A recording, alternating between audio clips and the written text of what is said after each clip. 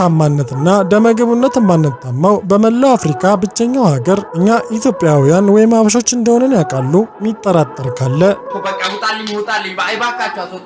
በኢንተርቴይመንቱ ዘርፍ ማንዳስሰው የለም እንዳልነው ሁሉ በዛሬው ፕሮግራማችን ደግሞ የሀገራችን ውብ አማላይ ማራኪና በስራቸው በብዙዎች ተወዳጅ የሆኑትን ከአንጋፋ እስከ ቅርብ ጊዜ ያሉትን ምርጥ 5 ሴት ድምፃውያንን አወዳድረን ከተፍ ያልን ሲሆን ይህን በእናንተ ፍቅርና ድጋፍ ስፖንሰር እየተደረገ የሚቀርብላችሁ እንደ ስሙ ምርጥ የሆነው የኢትዮ ምርጥ ቻናላችን ሲሆን ቤት ለምቦሳም ብለን ተቀብለናችኋልና እናንተም የቤታችንን ሜኑ እንደምትወዱ ስለማንጠራጠር ከወዲሁ ሰብስክራይብ እና ላይክ እንዲሁም ለወዳጆ ሼር በማድረግ እስከ መጨረሻው አብረውን ይቆዩ።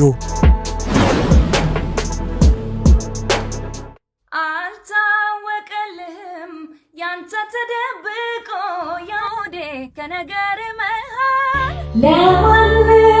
የማለማ ሆንክና ገመናዬ ከአዲስ አበባ 399 ኪሎ ሜትሮችን ርቃ በምትገኘውና ወርቅ በሆነው ቡናዋ የምትታወቀው በውቢቷ ጅማ አጋሮ ውልደቷን ያደረገችው ተአምር ግዛው ስምና ተግባር በውል ሲገናኙ ተአምርን ይመስላሉ ማስባል የቻለች ድንቅ ወጣት ስትሆን በቅርብ ጊዜያት ውስጥም ብዙ ሴት ሙዚቀኞች ብቅ ያሉ ቢሆንም ጎልታና በማይታመን ፍጥነት የብዙሃንን ሙዚቃና የድምፅ አድናቂዎችን ቀልብ ስቦ ልብ ውስጥ ለመስረጽ ብዙ መልፋት አልተጠበቀባትም እና አሁን ላይም ኢትዮጵያ ውስጥ አሉ ከሚባሉ ተወዳጅና ዝነኛ ወጣት ሴት ድምፃውያን መሃል መጠቀስ የምትችል ስትሆን ከ5 ዓመት በፊትም የፋና ላምሮት ዳኞችን አስቁማ በማስጨብጨብ የጀመረችው የስኬት ጉዞ ከልጅነቷም ጀምሮ እየሰማች ያደገችውን የክቡር ጥላሁን ገሰሰን ዘፈኖችና የተለያዩ የአንጋፋ ድምፃውያን ስራዎችን በስረቅራቃ ድምጿና በማራኪ አቀራረቧ ለአድማጮች ስታደርስ በብዙዎችም እንድትታወቅና ከድምጿ ባሻገር በሜካፕና በፊልተር የደነዘዘው አይናችንን በተፈጥሯዊ ውበቷም ያሳረፈንን በ2013 በዩቲዩብ ብቻ 28 ሚሊዮን እይታን ያገኘውን ምነዋ የተሰኘውን ስራዋን የለቀቀች ሲሆን ከዛም በመቀጠል ተቻኩዬና መታመታ የተሰኘውን ተወዳጅ ክሊፖችንም ለአድማጭ ጆሮ ማድረስ የቻለች ስትሆን በከተማዋም አሉና ከብር እስከ ዶላር ቼክንም ጨምሮ እንደ ቅጠል የሚርከፈከፍባቸው ላውንጆችና ክለቦች እንደ ኢቮሉሽን፣ ቫርዳስ፣ እንደ ዶዝና ብላክ ፓራዳይዝ የተባሉትን ትላልቅ ቤቶች ላይ እየሰራች ትገኛለች። በሶሻል ሚዲያ ላይም አክቲቭ ስትሆን ዘፈኖቿን የምትለቅበት 14000 ያህል ሰብስክራይብ ያለው ዩቲዩብ ቻናልና 63000 ተከታይ ያለው ቲክቶክ እንዲሁም 20000 የሚጠጋ ተከታይ ያለው ኢንስታግራም ድረገጽ አላት።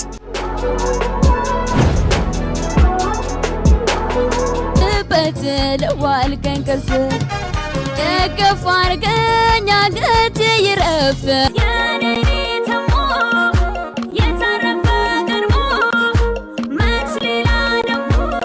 በቆንጃጅቶቹ መብቂያ በሆነችው ወልቃይት ጠገዴ ውልደቷን ያደረገችው ሰላማዊት ዮሐንስ በ7 ዓመቷ ወደ አዱ ገነት ሸገር ጉዟን በማድረግ ነበር የህይወት መስመሯን ሀብላ የጀመረችው። በክሊፖቿ ላይ እንደምትታየው ቀበጥና ደፋር ሳትሆን አይናፋርና ረጋ ያለች ጭምት እምነት የሚሉላት ናት የቅርብ ሰዎቿ።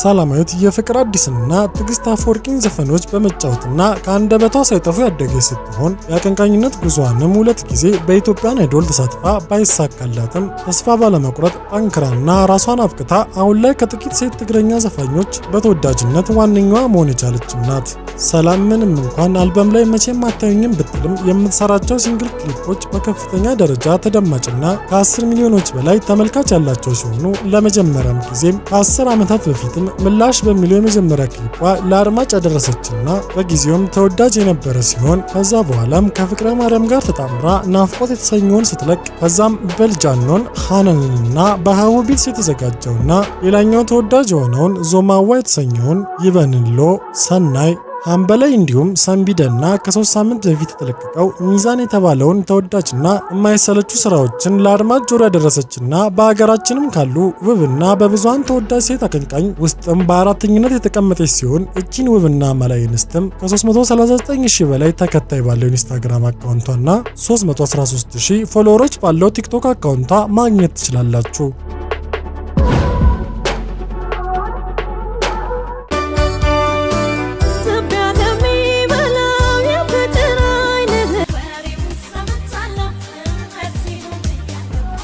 በሸገሯ ፈረንሳይ ለጋሲዮን እንቁ የሆነችው በቅጽል ስሟ ሙናና ተብላ የምትጠራው አበባ ደሳለኝ በድርብርብ ጥርሶቿ የታጀበው ሳቋና የ90ዎቹ ድምቀትና ውበት የሆነችው በብዙዎችም ልብ ውስጥ የማጠፋው የሀገራችን እንቁ አቀንቃኝና ተዋናኝ እንደሆነች የማይስማማ የለም። የጥበብ ጉዞዋንም በአገር ፍቅር ቲያትር በትወና ሀብላ የጀመረች ሲሆን ከቲያትሩ በተጨማሪም በፊልሙ ዘርፍ ሩሃማና ሰካራሙ ፖስታ የተሰኘውን በጊዜው ጉድ ያስባለውንና ለሷም በትወና ችሎታዎቿ ያስጨበጨቡላት ስራዎቿ ሲሆኑላት በመቀጠልም ሌላኛው በቴሌቪዥን ስክሪን ከህዝቡ ጋር እንድትተዋወቅ ከረዳት የመጀመሪያዋ የዘፈን ክሊፕ የአክስቷ ልጅ ከሆነችው ዘፋኝ ትዕግስት ፋንታሁን ጋር ተጣምራ እርጅኝ አብሮ አደጌ በሚለው ዘፈን ብቅ ያለች ሲሆን ከዛም በኋላም እንደ ሙሽራ የቀረ ወሬውን ሰምቻለሁ፣ አይዋሸኝም፣ አልወራረድምና የፍቅር ውዳዴን እንዲሁም ተረት ተረት የመሳሰሉ ከ35 በላይ ዘመን አሽሬ ስራዎችን ሰርታ ለኪነ ጥበቡም ትልቅ አሻራና አይረሴነትንም ጥላ ያለፈች በጊዜ ሂደትም የማይጠፋ ውበትና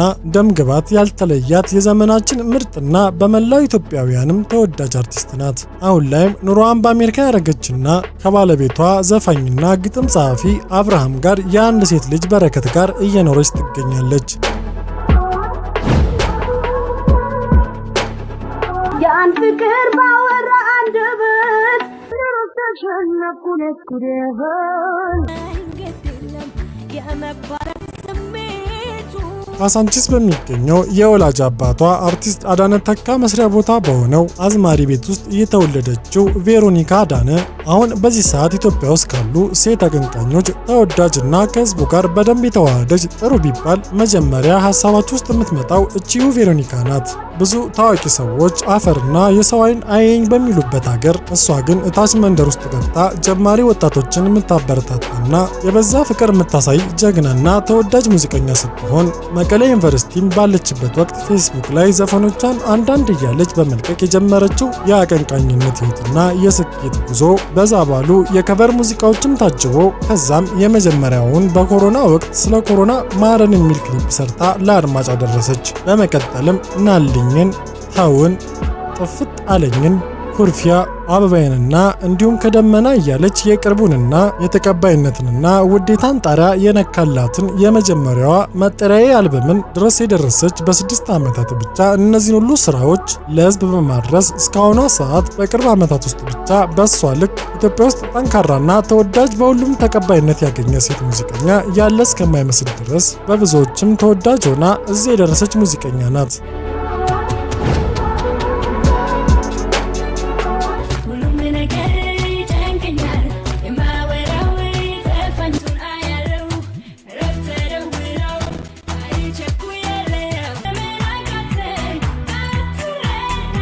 ሞዴልና ፋሽን ዲዛይነር፣ የፊልም ተዋናይ፣ የፊልም ፕሮዲውሰር እንዲሁም ሙዚቀኛ ሰዓት ደምሴ ስለሷ እንዲህ እያሉ መተረክ አድካሚና ተዘርዝሮ የማያልቅላት ድንቅ ሴት ስትሆን ለብዙ የሀገራችን ሴቶችም ጥንካሬና ምንም ነገር ከኛ አቅም በላይ አይደለም ብለው እንዲያስቡ ያስቻለችና ያስተማረችም ጭምር ናት። ውስጣዊ ውበት ብቻ ሳይሆን ሜካፕና አርቲፊሻል የሆኑ ማስዋቢያዎችን ነክቶት የማያውቀው የተፈጥሮ ቁልጭና ፍክት ብሎ የሚታየው ገጽታዋ ብቻ ብዙዎችንም መማረክ የሚችል እንደሆነ የማይደበቅ እውነት ነው። በ1998 የመጀመሪያዋን ሳራ የተሰኘውን ፊልሟን የሰራች ሲሆን በመቀጠልም ስላንቺ፣ ላውንደሪ ቦይ፣ የብርሃን ፊርማ፣ ስሜት ወይስ ስሌትና ህጋዊ ጋብቻን እንዲሁም ግሩም ትወናን ያሳየችበት እረኛዬ የተሰኘው ድራማ ላይ በተዋናኝነት ስናያት በዘፋኝነት ህይወቷ ደግሞ ክፍል 3 የተሰኘውን ተወዳጅና አሁንም ድረስ በፍቅር የሚሰማላት አልበምን በመልቀቅ የጀመረችው የዘፋኝነት ጉዞዋም በተውማነህና እንደ ልጅነቴ እንዲሁም እስከ ሽር የተሰኘውን ሲንግል ክሊፖችን በጥበብ አፍቃሪያንና አድናቂዎቿን አስቁማ ማስጨብጨብ የቻለች ድንቅ የዘመናችን ክስተት ናት። እናንተስ ለሰዓት ደምሴ ያላችሁን ፍቅርና እኛ በሰጠናቸው ደረጃ ተስማማላችሁ? ሐሳብ አስተያየታችሁን በኮሜንት ላይ በማስፈር ግለጹልን።